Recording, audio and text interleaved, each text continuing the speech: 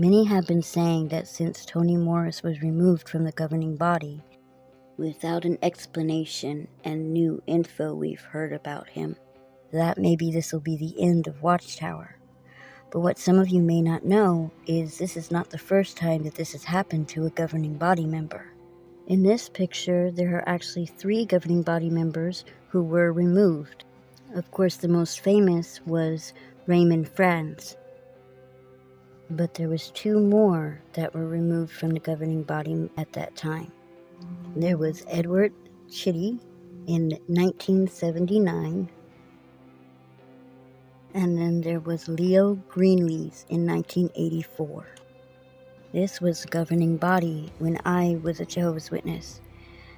Now, when something happened with one of them, we knew about it, but it wasn't very shocking like it is today, because their faces weren't plastered on everything, on every publication, on videos. We didn't really know them by name. Now, according to Raymond himself from his book Crisis of Conscience, he was actually approached and asked to resign from the governing body because the vote was not unanimous. Now, interestingly, in his book, Raymond tells how he was offered, him and his wife, to go on the infirm special pioneer list where the society pays you until you die. But Raymond and his wife declined this and left with nothing. The announcement about Raymond Franz was in the August 1980 Kingdom Ministry, where it states, "This is a notification that Raymond Victor Franz is no longer a member of the governing body and of the Brooklyn Bethel family as of May 22nd, 1980. Now notice the difference with Tony Morris's announcement. As you see, he is referred to as Brother Anthony Morris, and it doesn't say he has been removed from the Bethel family. No, it only says he is no longer serving as a member of the governing body. When Chitty resigned, it was in the 1980 yearbook, and as you notice, it was just a short mention where it said, "In the past year, Edward C. Chitty resigned so that at present there are 17 members of this body." Now, Leo Greenlees is a different story. His name just completely disappeared. There was no mention of him, no announcement, nothing. This is because the governing body found out that Leo Greenlees had molested a 10-year-old boy. Here's Mark Palo to tell you what happened to him in his own words from 2004.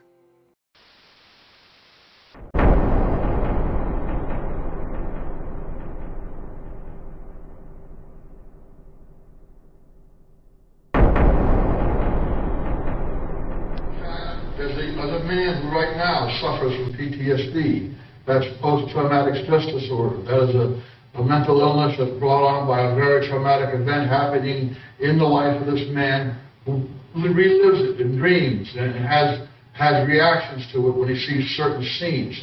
And also, this man suffers from severe nightmares. He suffers from distrust and startle effect, and that person is myself. I was born and raised, some of you already heard this, as a Jehovah's Witness. My father was a Bethelite for 13 years during Tipsy Joe Rutherford's time, and my mother was a coal porter. My parents and I lived in the North Bronx and often entertained the elite of the Watchtower, meaning Noor and Franz and George Couts, along with the branch servants from Finland, Erkki Kankaanpää, and Peter Hensel, the South African branch servant. My parents also did extensive amount of translation of the Finnish language for the society. Some of it was done at home, and some of it was done at the Brooklyn Bethel, which I accompanied my parents. It was during one of these visits to Bethel that a Bethel family member sexually molested me or raped me. His name was Leo Greenlees, and I was not his only victim, as I mentioned earlier. He was charged with similar activities with another young boy whose parents did bring charges against him.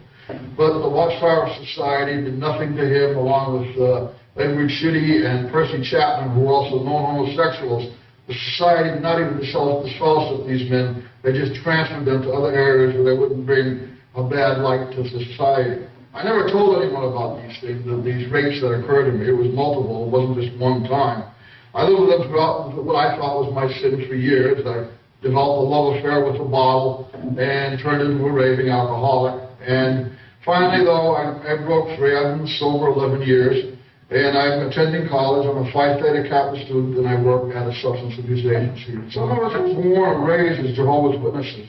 What was life like? And how did it affect our mental health?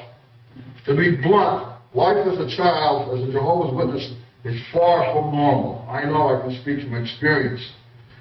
But what I've seen at the Kingdom Halls, I believe that the Department of Social Services in this state and many other states should be involved. I have seen children as young as 2 be taken back in the Kingdom Hall, and you can hear them screaming from the beating that they're getting because a little 2-year-old can't sit there for the 2 hours during the boring dribble that you're hearing from the platform. Here's another more recent interview with Mark Palo, and thank you very much to Rick Farron and Six Green for these interviews. I was telling you that my mother and father both spoke, wrote, and read fluently the Finnish language, okay? And the Watchtower Society didn't have any Finnish-speaking people in Brooklyn. They had them at their branch office in Finland, but not in Brooklyn. And there was a lot of correspondence from Finland in the Finnish language. So, extremely sensitive matters within the organization. And I remember my parents sitting there and translating it into English, and many times I had to take a trip down to Brooklyn Bethel. I would go with them, and they would be with the service department or the writing department, doing a translation. And sometimes it was vice versa. They would give it an answer from the service department, and my parents would have to translate it into Finnish and send it off to this individual. So, anyway, while I was down there with them on one occasion, I was out wandering around a little bit, and this man came to me, took me to his room, and he sexually molested me in Bethel. And for years, I didn't know his name. I did not know who he was, but I used to see him get up on a stage and give public talks and everything. And then, I don't know, I was about 40, 45 years old, and somebody mailed me some photographs with the names. And there was Percy Chapman, Leo Greenlees, and several others. I saw Leo Greenlees' picture, and I said, that's the man. Now I have a name to go with the face. And Percy Chapman was also kicked out of the Watchtower. Nothing was ever done to Leo Greenlees. In fact, he was never disfellowshipped. They just shipped him out to the Midwest somewhere. And it was also on record that he had molested more than just me. Oh, no. It's very sad to hear, but I like Mark. He seems like a very nice, kind, humble man. And here's an email from Barbara Anderson about the situation. Reads, thanks for the video links. I had no idea what Palo looked like, and I certainly never heard his story before. It's interesting to me that the story that I was told at Bethel was not the Palo story because the facts were different. The one I heard was about a 7-year-old boy molested by Greenlees when he stayed at the boy's parents' home one weekend during his zone visit. A few days later, the father of the boy showed up at Brooklyn Bethel and told his story to certain people in high positions, that Greenlees molested his son. The father said, either you get rid of Greenlees from headquarters and take him off the governing body list, or I'll go to the authorities. Watchtower authorities immediately complied, and all of us at Bethel heard an announcement after breakfast that Greenlees was no longer a governing body member and was no longer in Bethel. There were no further statements. But Greenlees' case was not unique. There was one other. Theodore Jaracz. On September 28, 1925, in Kentucky, one of the meanest and a very evil man was born. He was also known as Ted Jaracz, but within inner circles in Bethel, he was known as Darth Vader. And that is because this man was feared but never respected. Jaracz was baptized at the age of 15 in the year 1941. He started pioneering 2 years later, and in the year 1945 he attended the Gilead School, where he received training for missionaries that are sent all over the world. In the beginning, he was an overseer in Cleveland, Ohio. But in 1951, he was transferred to Australia to be the overseer there. That position lasted less than 5 years for Theodore. But why is that? Well, listen to Barbara tell you why.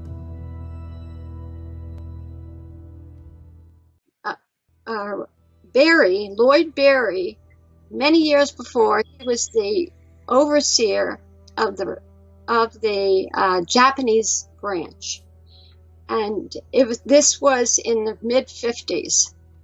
And Ted Jaracz was the overseer of the Australian branch. Mm-hmm. And something happened with Ted Jaracz, and he was removed from his position as overseer and moved to California, told to go to California. The accusations against him are not out there, but it was Knorr who had Lloyd Berry come from Japan to investigate, so Lloyd knew what it was, recommended his removal. In the years, many years later, I was informed that Ted Jaracz was removed for molestation. Knorr had removed Jaracz as a branch overseer in Australia for sexual misconduct with a minor, which is the reason that Jaracz tried so hard to hide the mentioning of child abuse from the Jehovah's Witness rank and file, both in print and in policy. But it doesn't end there. Theodore Jaracz is removed from Australia because of this scandal. Knorr now moves him to the state of California. He is overseer for the whole state, Northern and Southern California. But of course, when someone is a pedophile, they usually don't stop being a pedophile.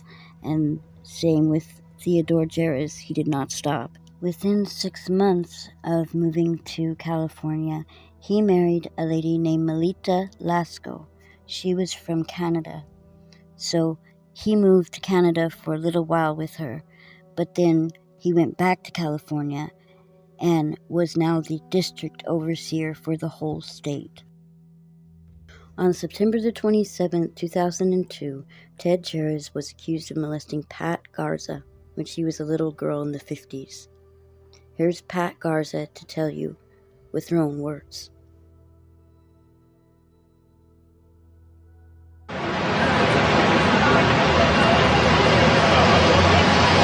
Pat Garza, and I'm here to say that I was raped by Theodore Jaracz. When I was a little girl, I was living in Los Angeles, and he was the district servant. There are 2 boys. Their initials are MD and MW. If I could find them, they're older than me. They were there. There were witnesses. We were terrified into silence. We were not allowed to talk. My life was threatened, and my brothers were threatened they were going to be killed if I spoke. And when I started to remember the abuse, I was abused horrifically in the congregation, and I wrote the Watchtower Society, and I begged for help. And I have the letters with me to show you that they commended the elders who heard me, and they told me they could not answer any of the questions that I asked, nor could they comment on the circumstances which I described in the congregation. I ended up in the hospital in crisis, in the emergency ward, because of what the elders did to me. And then I was hospitalized for months because I had nowhere to go. I was homeless. They threw me out in the street. I was destitute and I was disabled. I was unable to work because of the flashbacks I was having. Sadly, Pat Garza died the following year in 2003 from breast cancer. Ted Jaracz didn't only silence Pat Garza, he silenced many Jehovah's Witness children because he was responsible for the policy of the 2-witness rule. Here is Ray Franz, and he's going to tell you about Ted Jaracz and his 2-witness rule. But Ted Jaracz was a very rigid person. He served as a missionary in Australia and was in the branch office there, and I have received many letters from people in Australia who knew him personally, and they all say what a hard man he was. And that was true on the governing body. He had that attitude. Go ahead.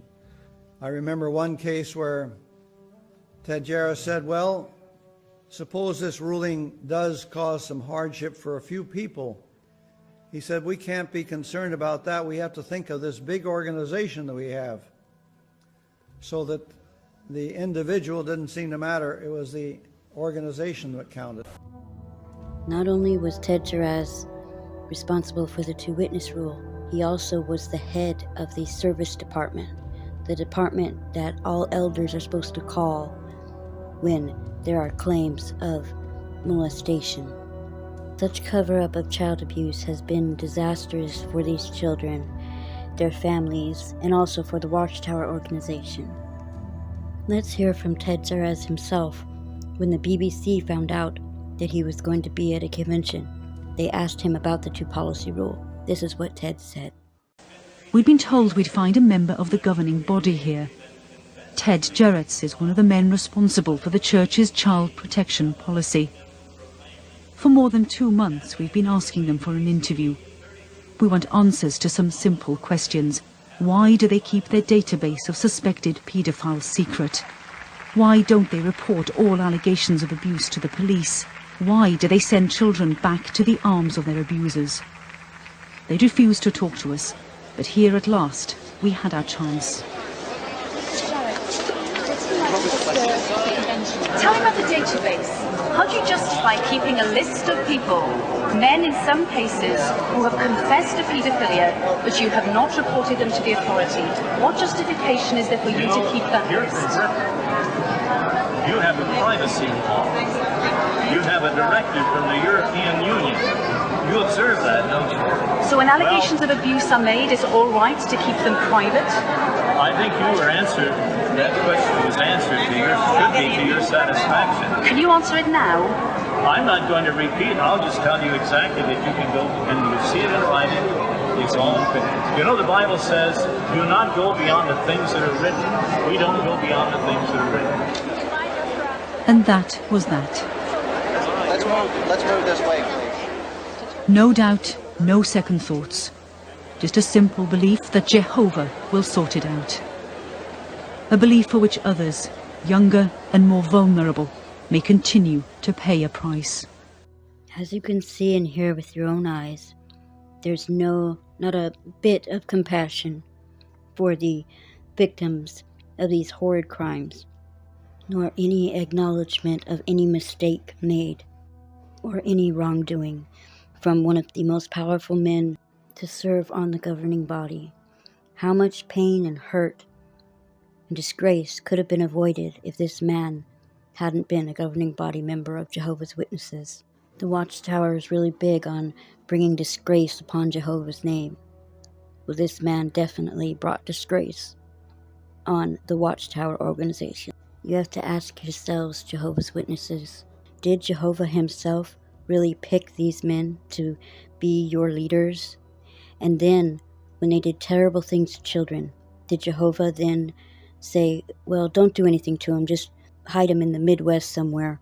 And with Ted Jaracz, it's all right, just let him keep being a governing body member. You have to ask yourself, did Jehovah really make those decisions? Would a loving God, who loves everyone, allow men to take advantage of little children? Is this organization really run by the God of the universe, or is it led by someone else? Thank you for watching.